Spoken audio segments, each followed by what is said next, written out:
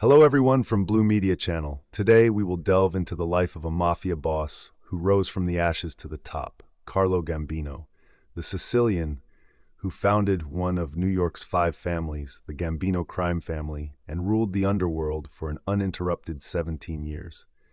We would greatly appreciate it if you could support us by liking the video, subscribing to the channel, and not forgetting to turn on the notification bell. Gambino, who gave the name to the Gambino family, one of the 5 largest mafia structures in America, was born on August 24, 1902 in Palermo, Sicily, like most other mafia bosses of the period. He had 2 other brothers, and while one of his brothers, Gaspar Gambino, did not associate with the mafia in any way, his other brother Paolo Gambino acted with him and became part of the Gambino mafia family, which would later be established in America. Like most Sicilians, he was born into a family linked to the Passo di Rigano, a mafia organization. Just like the others, he immigrated to America from the Sicilian city of Palermo in Italy, which was in the bad economic conditions of that period, due to unemployment and in the hope of a better life. He entered the country illegally by traveling illegally on the ship he boarded on December 23, 1921. He first set foot on land in Virginia, and from there he went to New York to join his cousins, the Castellanos.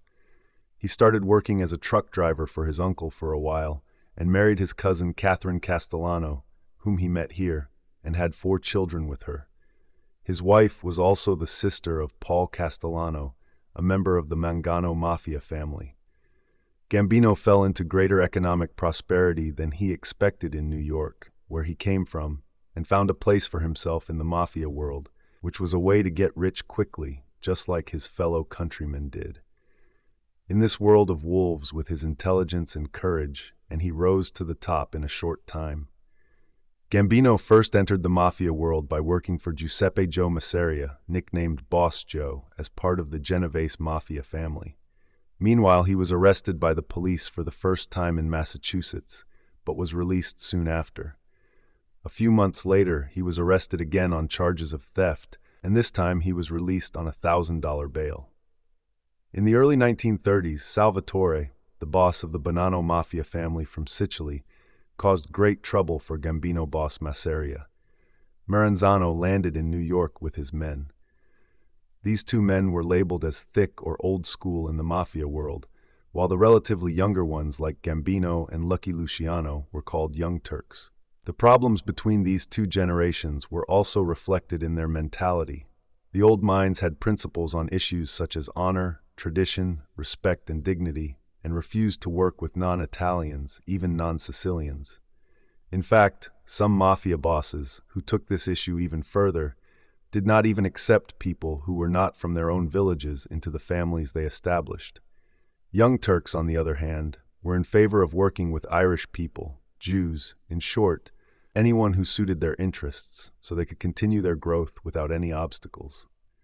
Thus, in the bloody war of the 2 old heads called Castellammarese, Luciano saw the opportunity, and first became Maranzo's right-hand man and became Masseria's cause. He arranged for him to be murdered in a restaurant in Brooklyn.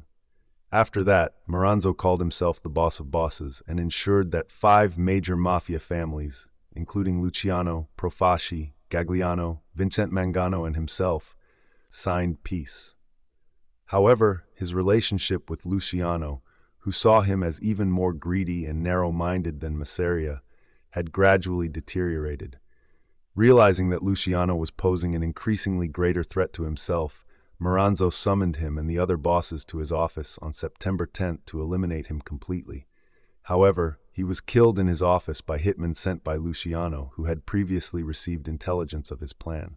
After this, Luciano held various meetings with the mafia bosses and established a commission to prevent possible future conflicts, and it was decided which families would rule which regions. After Masseria's death, Gambino and his cousins began to serve Vincent Mangano as soldiers of the Mangano family. In the following days, tensions began to arise when Albert Anastasia, the second man of the Mangano family, did not obey the boss Vincent Mangano and acted autonomously. Meanwhile, Gambino was sentenced to 22 months in prison for liquor smuggling and tax evasion. Outside, the body of Vincent Mangano's brother Philip was found, and Vincent disappeared never to be found again. It was later revealed that Mangano and his brother had been murdered by Anastasia.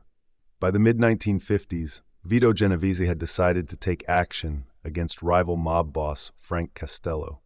To do this, he first formed an alliance against Albert Anastasia, one of Castello's loyal allies, and made an agreement with Gambino. He made his first move by ordering the hitman Vincent Gigante to kill the man. He had Gigante shoot Castello in front of his apartment. Although Castello's injuries were not fatal, they were enough to scare him enough to give him up.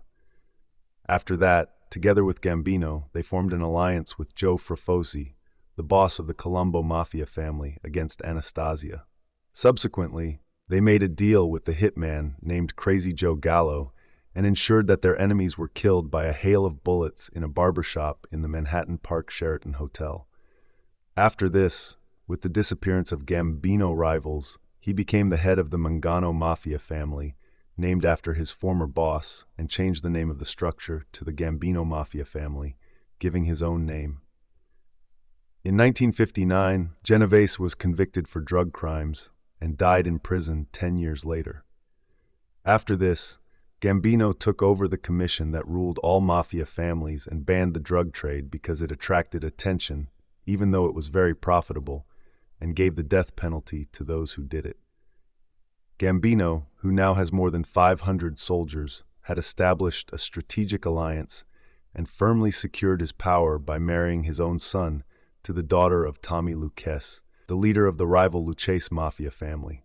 Meanwhile, Joseph Bonanno, the boss of the Bonanno Mafia family, he planned to take over the commission by eliminating all the big mafia bosses, and in this he requested the support of Joseph Magliacco, the leader of the Frafosi Mafia family.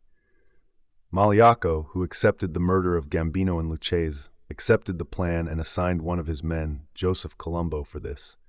However, unexpectedly, he was betrayed by his right-hand man, Colombo, and the conspiracy was turned upside down when Colombo, a manipulative man, revealed everything to his enemies. Meanwhile, Bonanno, who was aware of the events, fled and hid in Montreal, Canada, while Magliacco did not accept and denied the accusations against him. As a result, he was not killed, but his life was spared by other mafia bosses with a bail of $50,000. But he was forced to leave the mafia world. He was replaced by his right-hand man, Joseph Colombo, who became the head of the family, and the name of the family was changed to the Colombo family by him. In 1971, on the second day of the Italian Unity Day ceremonies, Colombo, he was shot 3 times in the head by a hitman named Jerome Johnson, and the man, who was paralyzed, died after a while. Hitman Johnson was killed by Colombo's guards. The Colombo family took revenge by killing the man, claiming that the attack was carried out by Joe Gallo on Gambino's orders. After Genovese's death in prison, mafia boss Gerardo Catena took over the family in his place. However, he was soon captured and his right-hand man, Thomas Eboli, began to rule the family for a while. Meanwhile, Eboli tried to become the real leader of the Genovese family and borrowed $4 million from Gambino to get rich by drug dealing. However, he did not pay back the money, and after a while, problems started to arise between him and Gambino. As a result, Gambino decided to appoint Frank Funzi Thierry, a loyal ally, as head of the family instead. On the 16th of July 1972, Eboli left his lover's house and got into his parked Cadillac luxury car, but was shot dead with 5 shots fired from a passing truck. The perpetrator of the man who was shot in the head and shoulder was never found.